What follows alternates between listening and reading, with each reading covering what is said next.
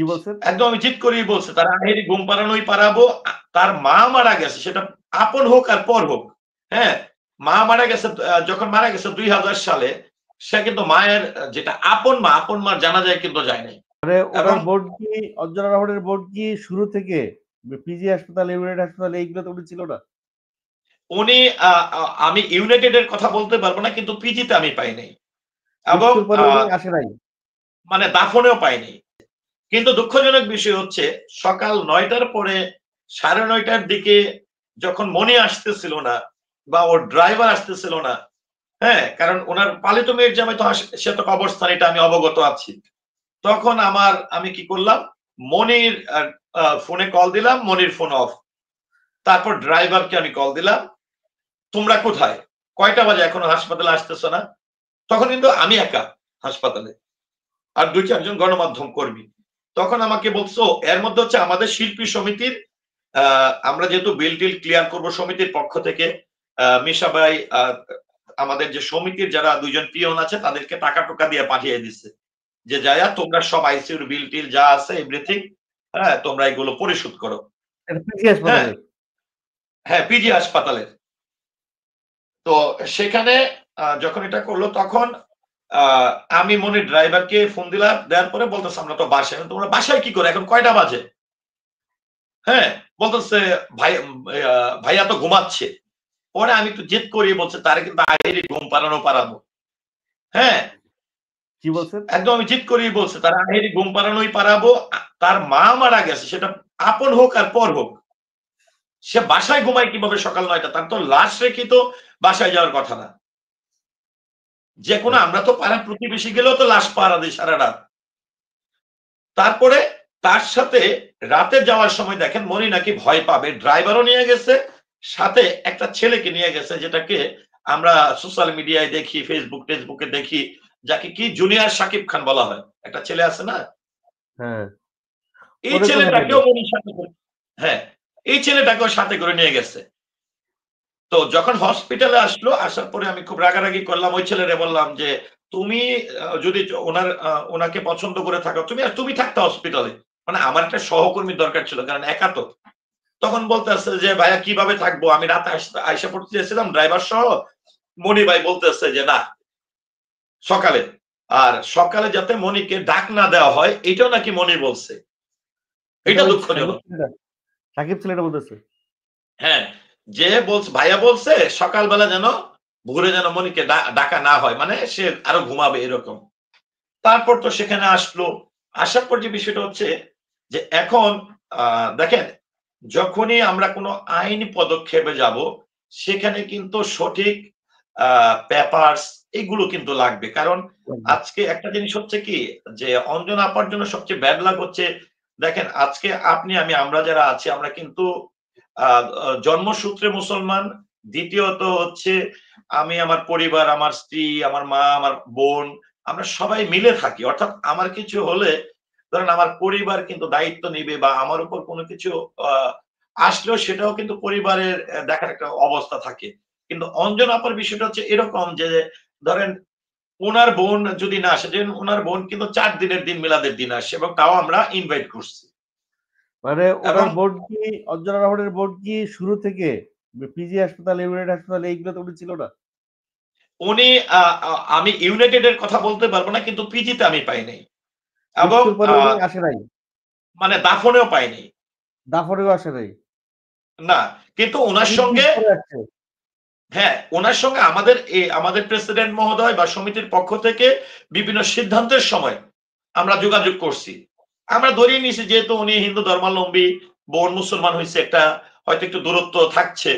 হ্যাঁ, কিন্তু ওনাদের মধ্যে দূরত্ব ছিল না, ওনারা বিভিন্ন পার্টিতে একসঙ্গে যাইতো, খাইতো, ওঠা বসা হ্যাঁ, ছিল। মানে এটা হচ্ছে আমাদের একটা ধারণা, যেহেতু উনি আসতেছিল না, বা জানাজার দিন আসে নাই, বা দাফনের দিন যেহেতু আসে নাই। হ্যাঁ, তো সেখানে তারপরে যেটি হচ্ছে যে, আমরা কিন্তু বরাবরই একটা পর্যায়ে যখন ধরেন দাফন বা মারা যাওয়ার পরে কিছু কিছু সিদ্ধান্ত নিছি, এটা কিন্তু আমরা মনি কিংবা তার পালিত হাজবেন্ডের উপরে আমরা ছাড়ি নাই। আমরা শক্তভাবে কিছু সিদ্ধান্ত না, এটাই হবে, উনি অঞ্জনা ম্যাডাম কোনো স্বাভাবিক না। এই কিছু কিছু জিনিস করে, যেগুলো আসলে গণমাধ্যমও জানে না। যেমন কালকের আগে অনেকেই কিন্তু আমাদেরকে প্রশ্ন করেছে শিল্পী সমিতির কি ভূমিকা, শিল্পী সমিতি কি করছে। তো কালকে তাদের পেপারস আমরা কিন্তু কোথাও বলিও নাই যে আমরা শিল্পী সমিতি ওনাকে কিভাবে সহযোগিতা করছি, কারণ এখানে ব্যক্তিগত ভাবে চাইলে আমরা পারি না অনেক কিছু করতে, এটা সংগঠনের ব্যাপার। হ্যাঁ, তো সেই জায়গায় 4 দিনের দিন আরেকটি বিষয় হচ্ছে যে যখন অঞ্জনা আপাকে মৃত্যুর পরে উনি তো আসলে অনেক বন্ধু বান্ধব ওনার ছিল, সবার সঙ্গে একটা সুসম্পর্ক ছিল, ওনার বাসায় অনেকের যাতায়াত আসা যাওয়া ছিল। কিন্তু এখন দেখেন যে মনিকে অভিযুক্ত করে বলেন, ওনার মৃত্যুকে স্বাভাবিকভাবে বলেন, অপমৃত্যু বলেন, ওনাকে সুচিকিৎসা না করা বলেন, এইরকম ভাবে ধরেন বিভিন্ন ধরনের অভিযোগ, বিভিন্ন ধরনের মানুষ কিন্তু বক্তব্য দিচ্ছে, আমাদের অনেক শিল্পীরাও দিচ্ছে। কিন্তু যেটি হচ্ছে কি যে পিয়াল ভাই, আমাদের তো আসলে ধরেন যে কোনো সিদ্ধান্ত নিতে গেলে প্রথমে তো যেমন আজকে আপনার কিছু হলে কিন্তু আমাকে জিজ্ঞেস করতে হবে আপনার পরিবারকে। যখন আপনার কথা বলার কোনো সুযোগ থাকবে না বা আপনার কোনো সিদ্ধান্ত নিতে পারবেন, তখন কিন্তু আপনাকে বলবো, আপনার পরিবারকে বলবো যে ভাবিকে হয়তো জিজ্ঞেস করবো, ভাবি আমরা কি সিদ্ধান্ত নিতে পারি, আমরা পিয়াল ভাইয়ের জন্য কি করতে পারি। আমরা আপনার পরিবারের সিদ্ধান্তের অপেক্ষা করে কিন্তু কিছু করতে পারবো না, চাইলে মাইনাস করে করতে পারবো না, যদি কিনা তারা আপনার ব্লাডের হয়। হ্যাঁ, তো আমরা কিন্তু ওনার বোনকে প্রাধান্য দিয়েছি। যখনই অঞ্জনা আপার লাশ কিন্তু দেখেন এখানে, অবশ্যই আমাকে কয়েকটা মানুষকে খুব ধন্যবাদ দিতে হবে এবং কৃতজ্ঞতা জানাবো যে আলমগীর ভাই, হ্যাঁ, চিত্রনায়ক আলমগীর সাহেব, তিনি জানাজায় এসেছেন এবং যখন হসপিটালের ভিড় নিয়েও কিন্তু কিছুটা ঝামেলা হয়েছে, যেটা আলমগীর ভাই নিজেও বলেছেন যে মনিকে যখন আসলে যোগাযোগ করা হয়, ইউনাইটেড থেকে কিন্তু যোগাযোগ শুরু হয়েছে শিল্পী সমিতি, পিজিতে না, পিজিতে আমরা পরে পরিশোধ করছি।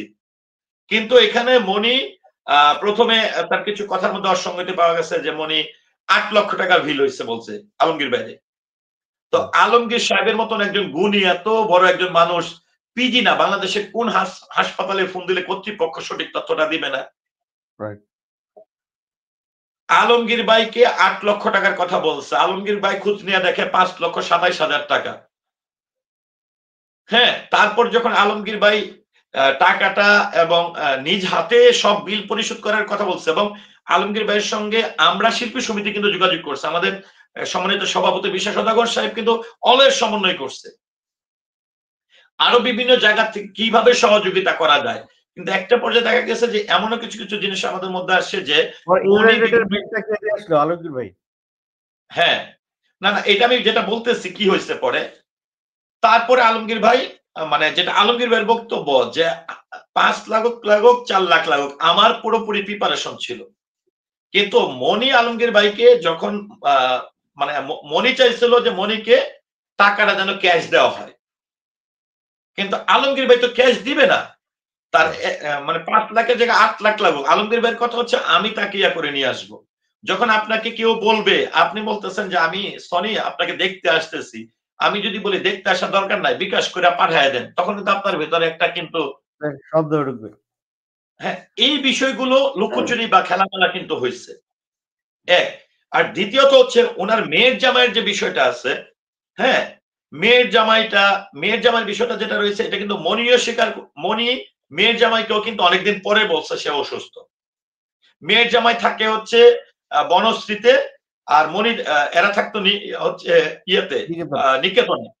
আর এখানে কিন্তু এটার আমরা মিল পাইছি যে মেয়ের জামাই যেটা রয়েছে আরিফকে মনি অঞ্জনা আপা এইভাবে অসুস্থ হওয়ার পরে জানায় নাই, এটা মনি অস্বীকার করছে। এটা অভিযোগ। আরিফ কি মেয়ের জামাই না ড্রাইভার? শরীফ ওনার মেয়ের জামাই যেটা আর কি, হ্যাঁ, ওনার মেয়ের নাম মেয়ের জামাই নাম আরিফ, আরিফ, আচ্ছা, যেটা ওই যে ইয়ের হাজবেন্ড যেটা। তো এইটা আমরা পাইছি। হ্যাঁ হ্যাঁ, তো তারপরে যেটা হয়েছে, হ্যাঁ, এখন যে বিষয়টা পরে যেদিন অঞ্জনা আপার ইয়ে হয়, যখন বিভিন্ন অ্যাঙ্গেল থেকে ধরেন অঞ্জনা আপার কাছে কেউ টাকা পায় বা কেউ মনির সঙ্গে কখনো কোনো ঝামেলা ছিল বা কখনো মনির সঙ্গে অঞ্জনা আপার সম্পর্ক খারাপ যাচ্ছে, এরকম ভাবে রিপন, সরি রিপন, আমি তো বারবার ভুলে যাই, রিপন, হ্যাঁ রিপন। তো যেটা হচ্ছে তো এখন ধরেন আলমগীর ভাইয়ের হোয়াটসঅ্যাপেও কিন্তু অনেক কিছু পাঠাইছে।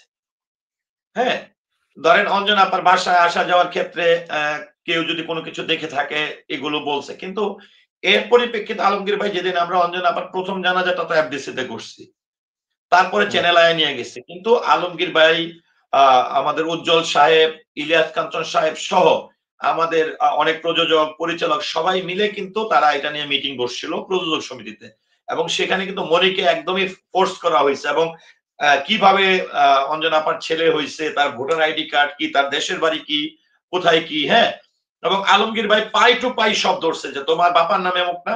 দেখেন আরেকটা বিষয়, দুঃখজনক বিষয় পায়েল ভাই, এটা গত 4 দিনের মিলাদের দিন একটা বিষয় হচ্ছে যে মনিকে আলমগীর সাহেব প্রশ্ন করছে তোমার মা মারা গেছে কবে, সে বলতে চায় না।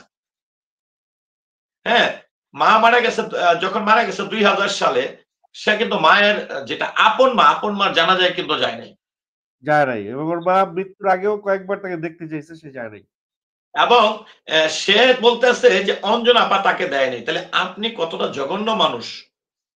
হ্যাঁ, আমি অঞ্জনা আপার মৃত্যুর জন্য সে দায়ী কিনা এটা আমি এখন বলবো না, যেহেতু ইনভেস্টিগেশন চলতেছে, কিন্তু তার যে বিষয়গুলো প্রবলেম পাইছি, তারপর হ্যাঁ সে বলতেছে সে হিন্দু ধর্ম পালন করত।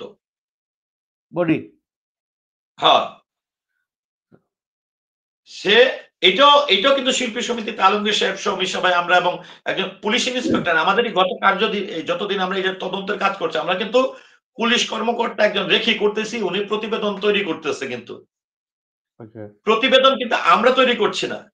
হ্যাঁ, পুলিশ এক আর দ্বিতীয়ত হচ্ছে যেহেতু আরেকটা হচ্ছে ওনার বোনকে যখন আমরা সমিতিতে ডাকলাম, ওনার বোনকে জিজ্ঞেস করছে যে দিদি আমরা কি করতে পারি, এই ধরনের বিভিন্ন ধরনের কথাবার্তা আপনি যদি শুনতে পারেন যে ওনার মৃত্যু নিয়ে এক একজন এক এক ধরনের বক্তব্য দিচ্ছে বা তথ্য দিচ্ছে, তাহলে নিশ্চয়ই ওনার পরিবারও শুনতেছে।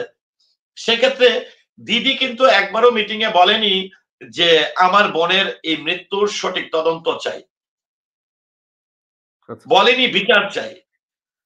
হ্যাঁ, দিদি যেটা বলছে সেটা হচ্ছে যে আমার বোন অনেক সম্পদ রেখে গেছে, অনেক টাকা রেখে গেছে, হ্যাঁ, আমার বোনের সম্পদের হিসেব চাই। সম্পদের হিসাব চায় মানে কি, সে কি সম্পদের ভাগ চায় না হিসাব চায়? মানে বিষয়টা এটাই, কারণ তো সে এখন তো হিসাব, মানে তার তো ভাষ্য হচ্ছে যে বোনের জিনিস তো সে পাবে।